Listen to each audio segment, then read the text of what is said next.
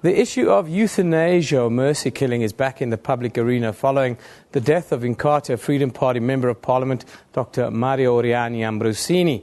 Now, Ambrosini committed suicide on August 16 this year at the age of 53, despite earlier media reports of his death having been the result of terminal lung cancer. His family say he decided to end his own life in order to put an end to his long battle or his long suffering. He was in the final stages of terminal lung cancer. Ambrosini's death follows calls from Archbishop Emeritus Desmond Tutu last month for government to consider its laws on assisted dying. South African law currently prohibits assisted dying, and the same view is shared by pro-life organisations here in South Africa. Campaign group Dignity Dreams has revealed plans to take the debate over legalising assisted suicide to the Constitutional Court. Now, from Cape Town, we are joined by Taryn Hodgson, the international coordinator of the Christian Action Network, and then in Pretoria from Dignity Dreams, we have Sandra Miller this morning. Good morning, ladies. Thank you very much for joining us this morning. Good morning. Good morning, and thank you very much for having us. Taryn, if I can start with you in Cape Town. You're from the, if I just get it right, you're from the Christian Action Network, that's correct, and you are pro-life, as it were. Let's hear your opinion on euthanasia or assisted killing, death, dying, as it's known. Thank you. Yes, well, we believe there's a big moral divide between letting someone die and making someone die. The first one is letting nature take its course, whereas the second one is murder. It's taking of a judicially innocent life. And so I think one also then needs to make the distinction between voluntary and involuntary euthanasia. And we'd say there's a big slippery slope created. As soon as you legalize voluntary euthanasia, it leads to many cases of involuntary euthanasia. Sandra, let's go to you in Pretoria. What are your views on that, especially this slippery slope that Taryn's talking about? Thank you very much, Eben. Thanks, Taryn. You know, it's very hard to talk about slippery slopes when you've seen somebody suffer, when somebody is in such incredible pain, day in, day out. They have no dignity, they have no life.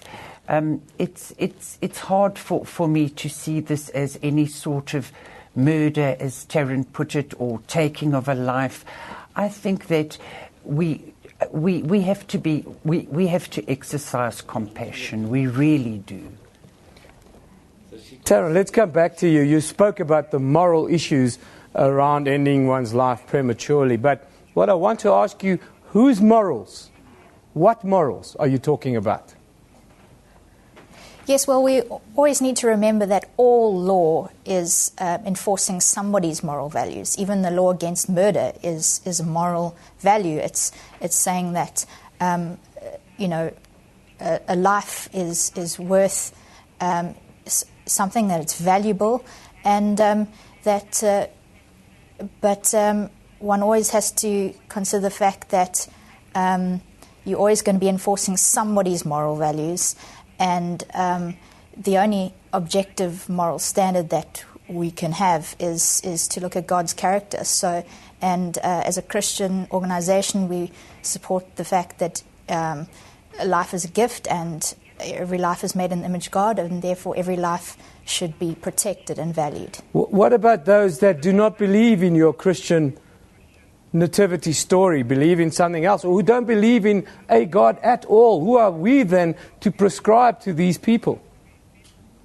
Well, again, all law is enforcing somebody's moral values. So we already have common law, which has its roots in Christianity. And in fact, Christians have always supported the medical profession. Think of Florence Nightingale, who came up with the foundations for modern practices of nursing, and then also hospice associations who've always provided compassion and care for those who are terminally ill. And so we certainly support giving people who are suffering the compassion and support and help that they need. You say, on the other hand, Sandra, that what some of these people need to do is to die, and they can make that decision for themselves. You know, I think I hear you, Taryn. I hear that it's against the law. I hear that there are places like hospice, and I applaud that. I applaud your point of view, and I applaud people like hospice.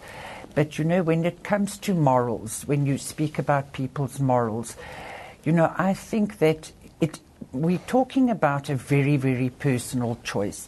And I think when somebody like this gentleman who took his life, I don't think that was taken easily. I don't think that was taken without knowing the pain he was leaving his family in. But if you think of the desperation, of the desperate situation he was in at that moment, tell me, who are we to say that we must just prolong his life against his best wishes? Do we not have a moral obligation to people like that as well? Sandra, do you find it offensive? Do you find it offensive that everyone is painted with the same moral brush in this case? No, I don't. But I do understand that. I do understand it's against the law, and I do understand Taryn is from a Christian network, and I do applaud that. But I also think, you know, life is not that grey and white. And if I, you know, I just think that we don't have the right to judge these people. We really do not. It's not fair. Taryn, if I can come to you in Cape Town, yes. What do you make of the call by Archbishop Emeritus Desmond Tutu, who's a religious and a moral man? He supports the call for people to be allowed to make this choice for themselves. Well, Sandra has raised some very important issues, and I certainly think that those who are experiencing depression need to have the love and care and support, and that often needs to be treated with medicine as well. So I think, you know, and what doctors have often pointed out, in fact, Doctors for Life pointed out in a recent press release, that many patients who are suffering a terminal illness and going through a lot of pain, often their depression is not diagnosed. And so I think doctors need to look at if a patient is suffering depression and deal with both the depression and the pain. The Oscar trial showed us that pretty much everybody in the world today suffers from some sort of depression in some sort of way. You haven't answered the question. But what is your response to Archbishop Emeritus Tutu asking for us to rethink the law on euthanasia? Well, Tutu was responding to a very valid concern that Nelson Mandela's life was artificially prolonged for an extended time, and I'd have to agree with him on that and say that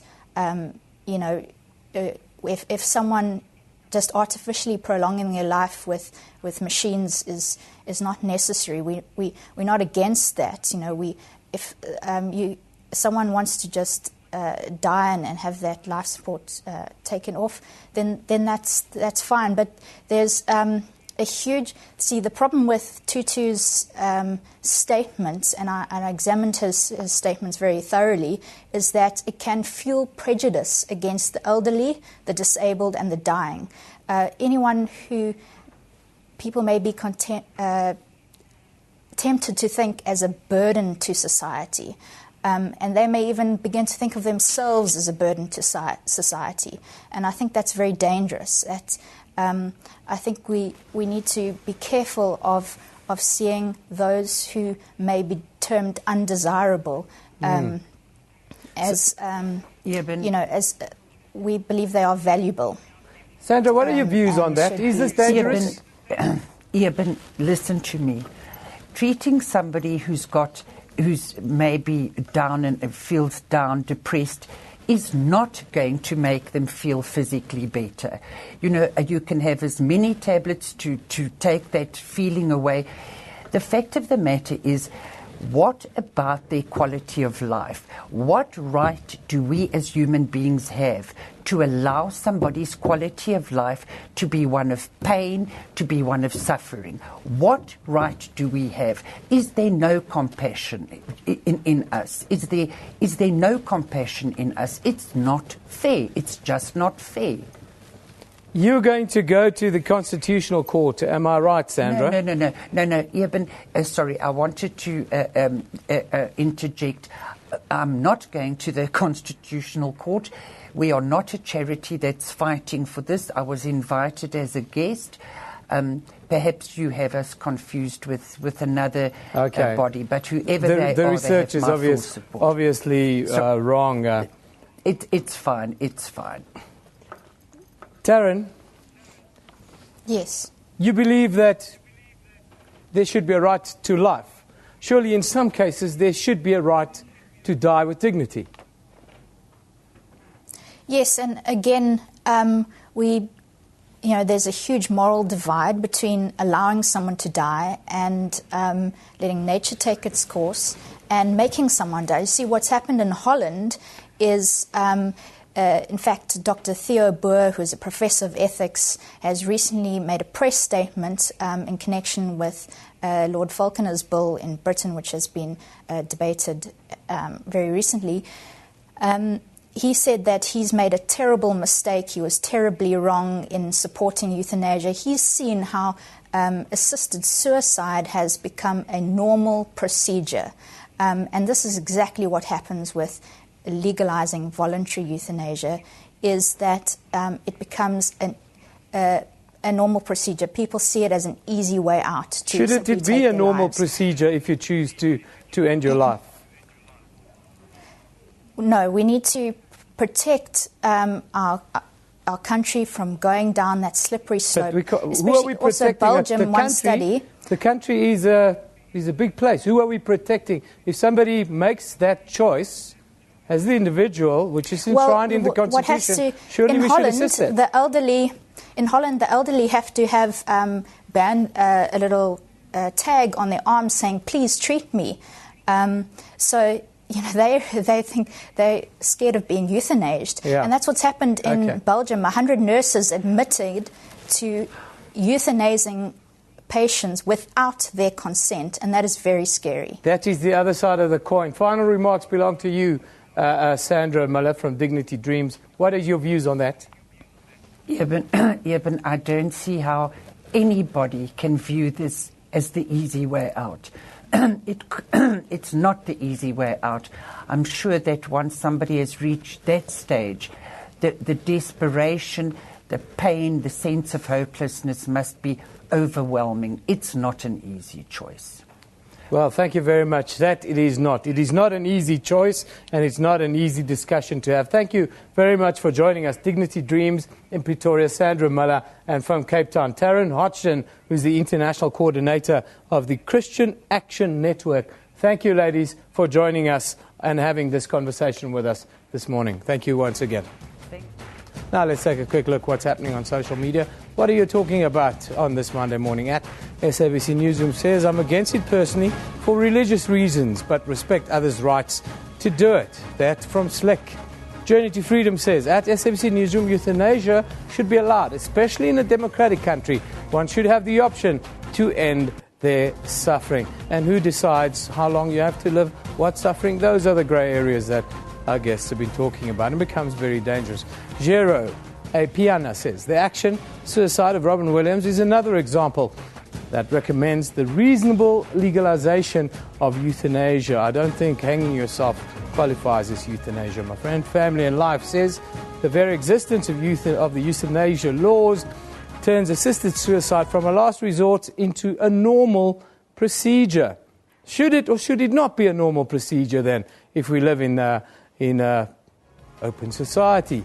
John Hudson says, what if society got to decide when you became irrelevant, or decide if you were ever relevant to begin with? They do. Well, we've had that before. It's called the autocracies of our history. Oliver says, wonder how long until savvy event planners start advertising going away parties at assisted suicide clinics. Now that would be something completely against the discussion point that we had this morning. What are your views on euthanasia? Let's keep the conversation going on at SABC Newsroom.